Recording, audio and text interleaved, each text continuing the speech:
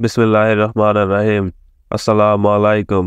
একদা রাসূল পাক সাল্লাল্লাহু আলাইহি সাল্লামের কাছে জিবরাইল আলাইহিস সালাম এসে বললেন, হে আল্লাহর রাসূল, এবারও আপনার একটি কন্যা সন্তান জন্মগ্রহণ করবে।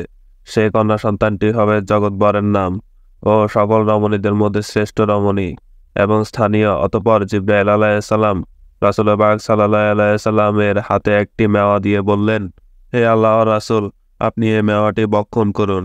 অতঃপর জিবরাইল আলাইহিস সালামের নির্দেশ মতো রাসূল পাক সাল্লাল্লাহু আলাইহি সাল্লাম সে মেওয়াটি ভক্ষণ করলেন। মূলত সে মেওয়াটি ছিল জান্নাতি বেহেশতি মেওয়া। রাসূল পাক সাল্লাল্লাহু আলাইহি সাল্লাম বলেন, সে মেওয়াটি এতই সুঘ্রাণ মুক্ত ছিল যে এর আগে আমি দুনিয়াতে এত ফল খেয়েছি, কিন্তু এর মতো সুঘ্রাণ মুক্ত ফল কখনো ভক্ষণ করিনি। রাসূল পাক সাল্লাল্লাহু আলাইহি সাল্লামকে এই সুসংবাদ দান করে জিবরাইল আলাইহিস সালাম সালাম দিয়ে চলে গেলেন। এর কিছুদিন পরে হযরত ফাতেমা রাদিয়াল্লাহু তাআলা আনহা তার মায়ের জঠরে স্থান নিলেন। যেদিন হযরত ফাতেমা রাদিয়াল্লাহু তাআলা আনহা এই দুনিয়াতে জমিনে আগমন করবেন, সেদিন হঠাৎ করে তার মাতা খাদিজা রাদিয়াল্লাহু তাআলা আনহার প্রসব বেদনা আরম্ভ হয়ে গেল। কিন্তু তাকে তখন সেই গৃহে সাহায্য করার মতো কোনো স্ত্রীলোক ছিল না। তিনি ছিলেন সম্পূর্ণ একা। অতঃপর হযরত খাদিজা রাদিয়াল্লাহু তাআলা আনহার একজন দাসী প্রতিবেশীদের আত্মীয়দের কাছে পাঠালেন, তারা তার কাছে এসে যেন তাকে সাহায্য করে। সেই দাসী হযরত খাদিজা রাদিয়াল্লাহু তাআলা আনহার আত্মীয়ের কাছে গিয়ে বললেন, হে খাদিজার আত্মীয়রা, খাদিজার অনেক প্রসব বেদনা উঠেছে। তিনি আমাকে পাঠিয়েছেন যাতে আপনারা তার সাহায্যে এগিয়ে আসেন। আমরা খাদিজার সাহায্যে কখনো এগিয়ে আসব না। আরবের কত শিক্ষিত ধনকুবের ব্যক্তিরা তাকে বিবাহ করতে চেয়েছিল, আর সে কিনা তাদের প্রস্তাব প্রত্যাখ্যান করে শেষ পর্যন্ত একজন অশিক্ষিত, নিঃস্ব, দরিদ্র এবং যুবক মুহাম্মদকে স্বামী হিসেবে গ্রহণ করলো। আর এই কর্মকাণ্ডে আমাদের বংশের মর্যাদা শেষ হয়ে গিয়েছে। সে আমাদের মুখে চুনকালি মাখিয়ে দিয়েছে। শুধু এতটুকু করে থামেনি সে। এরপর সে অশিক্ষিত যুবকের মুহাম্মদের ধর্ম, ইসলাম ধর্ম গ্রহণ করেছে। আমাদেরকে লজ্জিত ও অপমানিত করেছে। এমন অবস্থায় তার সাথে আমাদের কোনো সম্পর্ক থাকতে পারে না। অতঃপর হযরত খাদিজা রাদিয়াল্লাহু তাআলা আনহার দাসী নিরাশ হয়ে ফিরে গেলেন এবং তিনি তার মনিবের কাছে এসে বললেন, হে মনিবা, আপনার আত্মীয় স্বজনেরা কেউ আপনার সাহায্যে এগিয়ে আসতে রাজি নয়। দাসীর কথা শুনে হযরত খাদিজা রাদিয়াল্লাহু তাআলা বললেন, কেউ আমার সাহায্যে এগিয়ে না আসলেও মহান আল্লাহ রাব্বুল আলামিন আমাকে সাহায্য অবশ্যই করবেন, আর আমি তার সাহায্যের ওপর ভরসা করি। তিনি ইচ্ছা করলে আমাকে অসীম বিপদ থেকে রক্ষা করতে পারেন, আবার ইচ্ছা করলে আমাকে বিপদে ফেলেও দিতে পারেন। অতঃপর খাদিজা রাদিয়াল্লাহু তাআলা আনহা সে ঘরে একাই রয়ে গেলেন। এর কিছুক্ষণ পরে তিনি দেখতে পেলেন তার ঘরে এক অপূর্ব আলোর ঝটকা প্রকাশিত হলো এবং সে আলো স্থির হতে তিনি দেখতে পেলেন চারজন অপূর্ব জ্যোতিষ্ময় রমণী তার সামনে দণ্ডায়মান রয়েছে। তিনি তাদেরকে দেখে অত্যন্ত অবাক হয়ে গেলেন, কারণ তিনি তাদেরকে ইতিপূর্বে কোনোদিন আর দেখেনি। অতঃপর তিনি অত্যন্ত ভীত হয়ে তাদেরকে জিজ্ঞাসা করলেন, হে রমণীগণ, আপনারা কারা? কি উদ্দেশ্যে আপনারা এখানে এসেছেন? তারা হযরত খাদিজা রাদিয়াল্লাহু তাআলা আনহাকে আশ্বস্ত করে বললেন, আপনার কোনো ভয় নেই, আপনি ভয় পাবেন না। যে আল্লাহর উপর আপনি ভরসা করেছেন, যাকে আপনি স্মরণ করেছিলেন, সেই আল্লাহর নির্দেশে আমরা আপনাকে সাহায্য করতে এসেছি। অতঃপর প্রথম রমণী তার পরিচয় দিয়ে বললেন, আমি পৃথিবীর প্রথম মানবী হযরত হাওয়া আলাইহিস সালাম। অতঃপর দ্বিতীয় রমণী তার পরিচয় দিয়ে বললেন, হে আল্লাহর নবীর স্ত্রী, আমরা আপনার খেদমতের জন্য এসেছি। আমি মিশরের বাদশাহ ফেরাউনের স্ত্রী আসিয়া। অতঃপর তৃতীয়জন বললেন, হে খাদিজা, তুমি যে কন্যা সন্তানটি প্রসব করবে সে অনেক পূর্ণবর্তী একজন কন্যা, আর আমি হলাম ঈসার মাতা মরিয়ম আলাইহিস সালাম। আল্লাহ তাআলার নির্দেশে আমরা সকলে আপনাকে সাহায্য করতে এসেছি। চতুর্থ রমণী বললেন, হে আল্লাহর নবীর স্ত্রী, আমি আপনাকে সাহায্য করার জন্য এসেছি, আর আমি হলাম হযরত মূসার বোন মরিয়ম আলাইহিস সালাম। খাদিজা রাদিয়াল্লাহু তাআলা আনহা এমন কঠিন মুহূর্তে তাদেরকে সাহায্যকারী হিসেবে পেয়ে অত্যন্ত খুশি হলেন। এই অভাবনীয় পদ্ধতিতে তাকে সাহায্য করার জন্য তিনি আল্লাহ রাব্বুল আলামিনের দরবারে একান্ত বিনিময় ভাবে শুকরিয়া আদায় করলেন। আর এভাবে নবীনন্দনী হযরত ফাতেমা রাদিয়াল্লাহু তাআলা আনহা এই দুনিয়াতে শুভাগমন করলেন। নবীনন্দনী হযরত ফাতেমা রাদিয়াল্লাহু তাআলা জন্মগ্রহণ করার পর ধীরে ধীরে পিতামাতার আদরে বড় হতে লাগলেন। তিনি ছিলেন নারী জাতির একজন মূর্তি, প্রতীক ও আদর্শ। তিনি তার পিতামাতাকে অনেক ভালোবাসতেন এবং শ্রদ্ধা করতেন। বিশেষ করে হযরত রাসূল আকরাম সাল্লাল্লাহু আলাইহি সাল্লামের অনেক বিপদে আপদে তিনি সর্বদা তার পাশে ছিলেন। তিনি তার পিতামাতার কোনো কষ্ট কখনো সহ্য করতে পারেননি। হাদিস শরীফে এরকম অসংখ্য বর্ণনা আছে, যে ঘটনাগুলোতে বলা হয়েছে কিভাবে হযরত ফাতেমা রাদিয়াল্লাহু তাআলা আনহা রাসূল পাক সাল্লাল্লাহু আলাইহি সাল্লামকে বিপদে আপদে রক্ষা করেছিলেন ও তাকে সাহায্য করেছিলেন। সহিহ বুখারী শরীফে বর্ণিত আছে, একদা রাসূল পাক সাল্লাল্লাহু আলাইহি সাল্লাম কাবার চত্বরে নামাজ আদায় করছিলেন। তার অদূরে দাঁড়িয়ে ছিল আবু জাহেল ও তার সাঙ্গপাঙ্গরা। রাসূল পাক সাল্লাল্লাহু আলাইহি সাল্লামকে নামাজ আদায় করতে দেখে আবু জাহেল ও তার সাঙ্গপাঙ্গরা লক্ষ্য করে বলল, তোমাদের মধ্যে এমন কে আছো যে অমুক গোত্র থেকে উটের নাড়ি বড়ি এনে মুহাম্মদের মাথা যখন সেজদায় যায় তখন তা চাপিয়ে দিতে পারো? আবু জাহেলের সাঙ্গপাঙ্গদের মধ্যে একজন ওবাই ইবনে আবু মুহিত নামক একজন পাপিষ্ঠ বলল, হে আমাদের সর্দার, আমি পারবো। ওই গোত্র থেকে উটের নাড়ি বড়ি ঘুরিয়ে এনে আমি মুহাম্মদের মাথায় চাপিয়ে দিতে পারবো। অতঃপর উমাই ইবনে আবু মুহিত উটের নাড়ি বড়ি আনার জন্য চলে গেলেন। এরপর সে নাড়ি বড়ি নিয়ে ফিরে আসলো এবং অপেক্ষা করতে লাগলো কখন রাসূল পাক সাল্লাল্লাহু আলাইহি সাল্লাম সেজদায় যান। যখন রাসূল আকরাম সাল্লাল্লাহু আলাইহি সাল্লাম সেজদায় গেলেন, উমাই ইবনে আবু মুহিত উটের নাড়ি বড়িগুলি রাসূল পাক সাল্লাল্লাহু আলাইহি সাল্লাম এর ঘাড়ের ওপর চাপিয়ে দিল। সে নাড়ি বড়িগুলো হুজুর পাক সাল্লাল্লাহু আলাইহি সাল্লামের কাপড় মোবারকে লাগলো এবং কাপড়গুলো নষ্ট হয়ে গেল। হুজুর পাক সাল্লাল্লাহু আলাইহি সাল্লাম ভাবতে লাগলেন, আমি যদি এখন সেজদা থেকে মাথা উঠিয়ে ফেলি তাহলে উটের নাড়ি বড়িগুলো কাবার চত্বরের চারপাশে ছড়িয়ে পড়বে এবং কাবার চত্বর ময়লা হয়ে যাবে। এই জন্য তিনি সেজদা থেকে মাথা উঠাচ্ছিলেন না। ওদিকে রাসূল পাক সাল্লাল্লাহু আলাইহি সাল্লামের অবস্থা এমন হলো যে তিনি নড়াচড়াও করতে পারছিলেন না, তার দম বন্ধ হয়ে আসছিল। এই খবরটি হযরত ফাতেমা রাদিয়াল্লাহু তাআলা আনহার কাছে পৌঁছা মাত্রই তিনি দৌড়ে এলেন এবং তিনি রাসূল পাক সাল্লাল্লাহু আলাইহি সাল্লামের কাঁধ থেকে সে নাড়িভুড়িগুলি অপসারণ করলেন এবং তিনি আবু জাহেল এবং তার সাঙ্গপাঙ্গদের লক্ষ্য করে বললেন, হে আল্লাহর শত্রু, আমার পিতা তোমাদের সাথে কি এমন অন্যায় করেছে যে তোমরা তাকে এই কষ্ট দিয়েছ? তার অপরাধ কি এটাই যে তিনি বলেছেন আল্লাহ তাআলা এক এবং তার কোনো শরীক নেই? এই অপরাধের কারণে তোমরা কি আমার পিতাকে হত্যা করতে চাচ্ছ? তোমাদের মতো নিষ্ঠুর ও পাপী এ দুনিয়ার জমিনে আর কেউ নেই। হযরত ফাতেমা রাদিয়াল্লাহু তাআলা আনহার মুখে এ কথা শুনে আবু জাহেলদের সাঙ্গপাঙ্গ অত্যন্ত লজ্জিত হলো এবং তারা সে স্থান থেকে প্রস্থান করলেন। আর এভাবে হযরত ফাতেমা রাদিয়াল্লাহু তাআলা আনহা রাসূল পাক সাল্লাল্লাহু আলাইহি সাল্লামের প্রত্যেক বিপদে আপদে পাশে ছিলেন এবং তিনি তার খেদমত করার চেষ্টা করেছেন। হযরত ফাতেমা রাদিয়াল্লাহু তাআলা আনহা যখন 11 বছর বয়সে উপনীত হলেন তখন তার মাতা খাদিজা রাদিয়াল্লাহু তাআলা আনহা অত্যন্ত অসুস্থ হয়ে শয্যায়িত হয়ে পড়লেন। খাদিজা রাদিয়াল্লাহু তাআলা আনহা সুখে দুঃখে সব সময় রাসূল পাক সাল্লাল্লাহু আলাইহি সাল্লাম এর পাশে থাকতেন এবং তার খেদমত করতেন, সহসায়িত করতেন। তিনি আর রাসূল পাক সাল্লাল্লাহু আলাইহি সাল্লামের খেদমত করতে পারছিলেন না, এজন্য তিনি অত্যন্ত ভারাক্রান্ত ও দুঃখিত ছিলেন। একদা তিনি কান্না ভেজা কণ্ঠে আল্লাহ রাব্বুল আলামিনের কাছে প্রার্থনা করলেন, হে আল্লাহ, আমি জীবনের প্রায় শেষ প্রান্তে এসে উপস্থিত হয়েছি। আমার জীবনের কোনো মায়া নেই। আমার আফসোস শুধু একটাই, এই জীবনের শেষ মুহূর্তে তোমার পেয়ারা নবী রাসূল পাক সাল্লাল্লাহু আলাইহি সাল্লামের চরণ সেবা করার সুযোগ থেকে আমি বঞ্চিত হলাম। হয়তো আমার মতো হতভাগা ও দুঃখিনী নারী এই পৃথিবীর দুনিয়াতে আর পাওয়া যাবে না।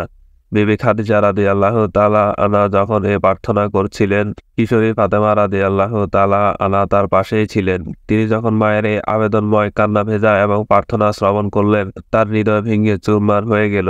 তাই কিশোরী ফাতেমা মায়ের অশ্রু মুছে দিয়ে মাকে জড়িয়ে ধরে বললেন, আম্মা জান, আপনি চিন্তা করবেন না। আপনার স্থান আমি সর্বদা আব্বাজানের খেদমত করব।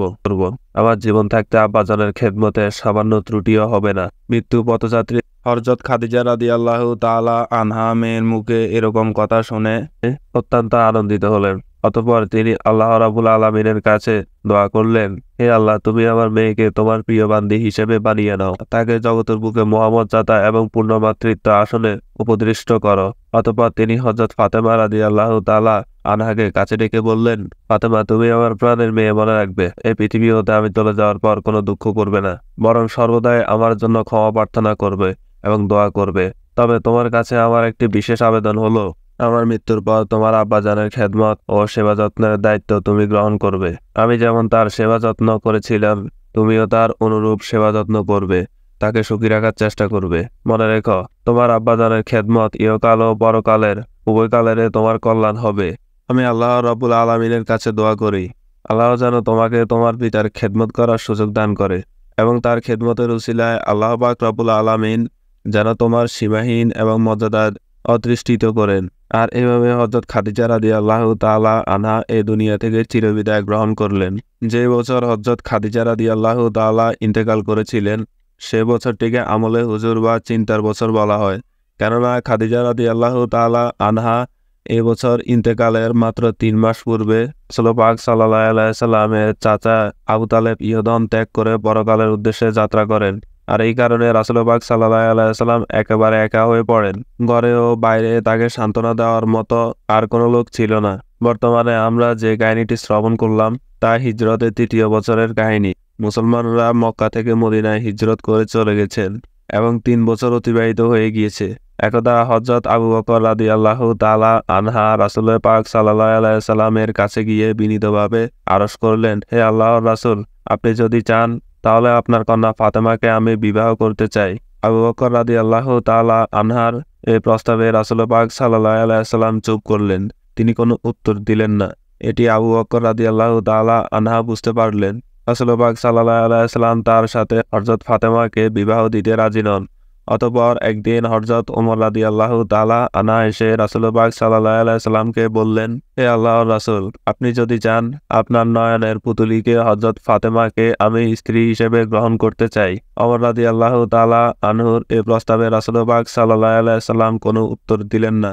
এটিতে হযরত ওমর রাদিয়াল্লাহু তাআলা বুঝতে পারলেন রাসূল পাক সাল্লাল্লাহু আলাইহি সাল্লাম তার কন্যা হযরত ফাতেমাকে তার সাথে বিবাহ দিতে রাজি নন। রাসূল পাক সাল্লাল্লাহু আলাইহি সাল্লাম যেন কার অপেক্ষা করছিলেন, কার জন্য অপেক্ষা করছেন। কিন্তু সে রাসূল পাক সাল্লাল্লাহু আলাইহি সাল্লামের কাছে আসছিল না, কোনো প্রস্তাবও দিচ্ছিল না। কার জন্য না। আল্লামা ইবনে কাসির রহমতুল্লাহ আলাইহি সিরাতের নববিয়া নামক কিতাবে এবং বায়াহাতির রহমতুল্লাহ আলাইহি তার দালালাত নবুওয়াত নামক কিতাবে বর্ণনা করেছেন, হযরত আবু বকর ও হযরত ওমর রাদিয়াল্লাহু তাআলা আনহু সহ যখন অসংখ্য সাহাবীগণ রাসূল পাক সাল্লাল্লাহু আলাইহি সাল্লাম এর কাছে ফাতেমা রাদিয়াল্লাহু তাআলা আনহার বিয়ের পয়গাম পাঠাতে থাকলেন, তখন হযরত আলী রাদিয়াল্লাহু তাআলা আনহুর কাছে একজন দাসী এসে তার কাছে গিয়ে বললেন, হে আলী, তুমি কি জানো লোকেরা রাসূলের কন্যা ফাতেমার বিয়ের পয়গাম তার কাছে পাঠাচ্ছেন? আলী রাদিয়াল্লাহু তাআলা আনহু উত্তর দিলেন না, আমি তো একথা জানি না। সে দাসীটি বললেন, হে আলী, তুমি জেনে রাখো রাসূলের কন্যা ফাতেমার জন্য বিভিন্ন জায়গা থেকে বিয়ের পয়গাম আসছে। সবাই বিয়ের প্রস্তাব দিচ্ছে, কিন্তু তুমি বসে আছো কেন? তুমি কেন বিয়ের প্রস্তাব দিচ্ছ না? রাসূল পাক সাল্লাল্লাহু আলাইহি সাল্লামের কাছে যাচ্ছ না? আলী রাদিয়াল্লাহু তাআলা আনহু উত্তর দিলেন না, হে আল্লাহর বান্দী, আমার কাছে কি এমন কোন সম্পদ আছে যে সম্পদের বিনিময়ে আমি ফাতেমাকে বিবাহ করতে পারি? আমার কাছে তো কিছুই নেই, আমি একেবারে নিঃস্ব ও অসহায়। সে দাসীটি বললেন, হে আলী, আমার বিশ্বাস তুমি যদি রাসূল পাক সাল্লাল্লাহু আলাইহি সাল্লামের কাছে গিয়ে ফাতেমাকে বিবাহ করার জন্য ব্যক্ত করা, অবশ্যই রাসূল পাক সাল্লাল্লাহু আলাইহি সাল্লাম তোমার সাথে ওনার কন্যাকে বিবাহ দিবেন। তুমি নিজেকে নিঃস্ব মনে করে বসে থেকো না। আল্লাহ রাব্বুল আলামিন তোমাকে অবশ্যই কোনো না কোনোভাবে ব্যবস্থা করে দিবেন। তুমি যাও, রাসূলের কন্যা ফাতেমাকে বিবাহ করার জন্য তার কাছে পয়গাম দাও। আল্লাহ তাআলা পারেন না এমন কোনো কাজ নেই। তিনি তোমার নিঃস্বতাকে অবশ্যই দূর করে দিতে পারেন। অতএব এর জন্য তুমি বসে থেকো না।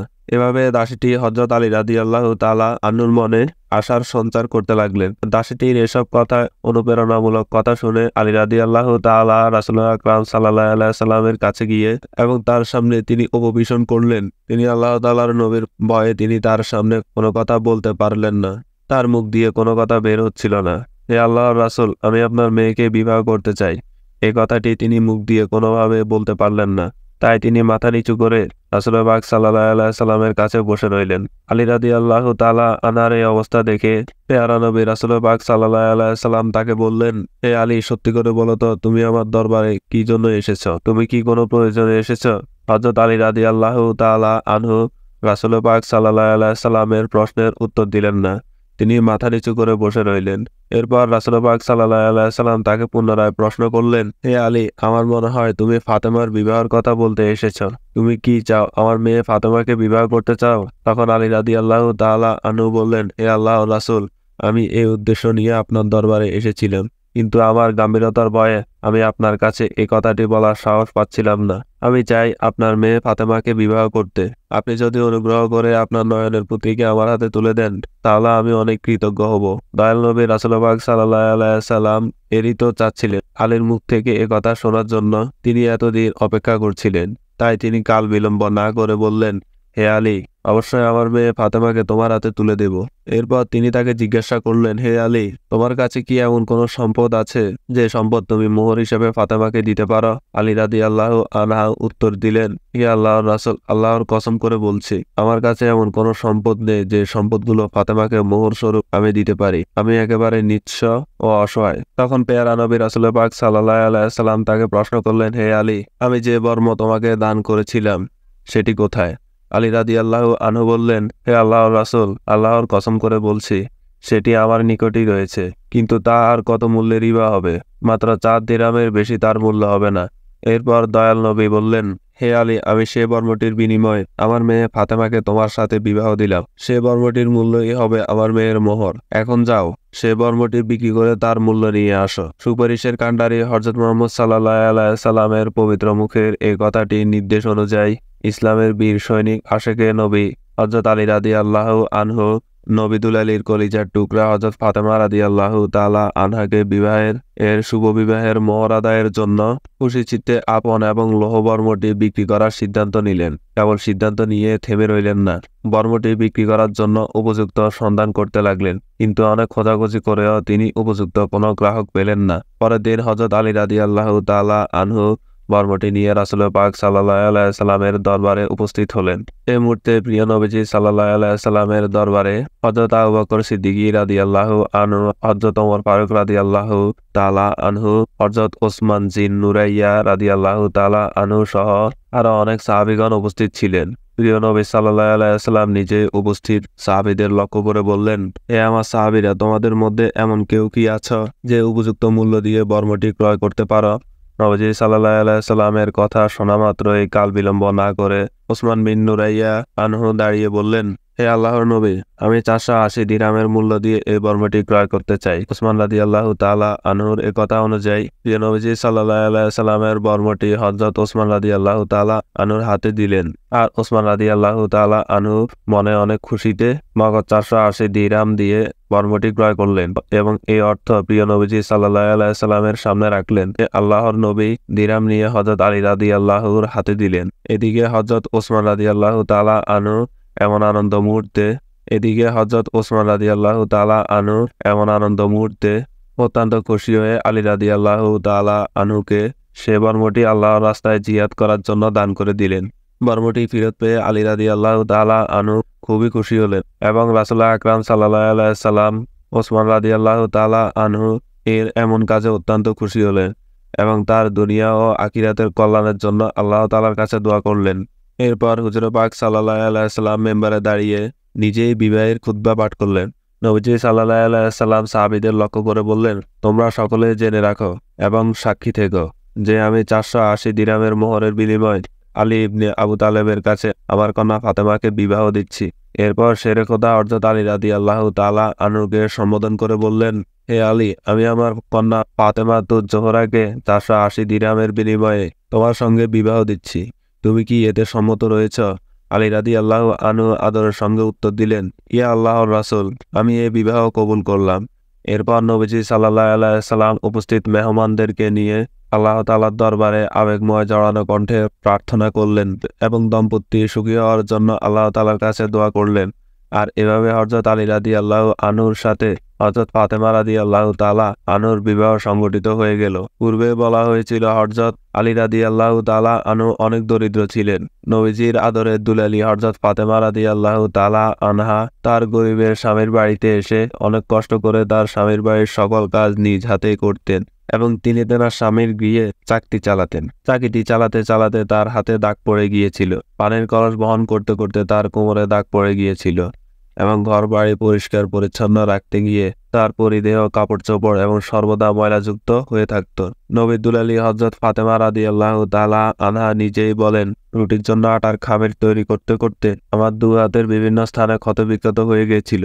এমন কঠিন দুঃখ কষ্টের মধ্যে দিয়ে তার সাংসারিক জীবন অতিবাহিত হচ্ছিল।